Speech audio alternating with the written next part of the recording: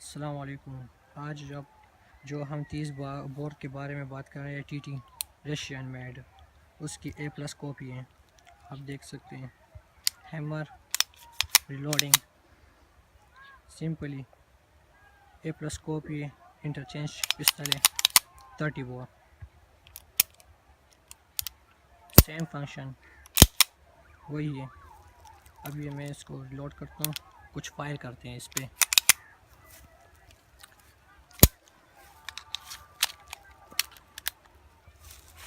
Simply hammer को खींच दिया, लोड कर दिया,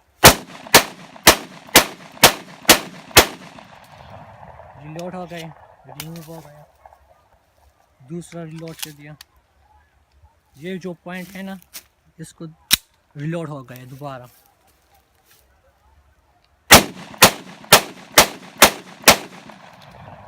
ये फिनिश हो गए, 2 मैग्स हो गए इस पे। ज़बरदस्त फायर हुई है इस पे। आपके सामने 7 शॉट्स की है, 2 मैग्स आप देख सकते हैं।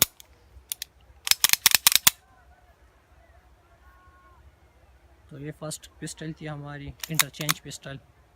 तो हमने आज इस पे कुछ फायर भी कर दिए, आप देख भी सकते हैं जिस जगह हमने फायर की है।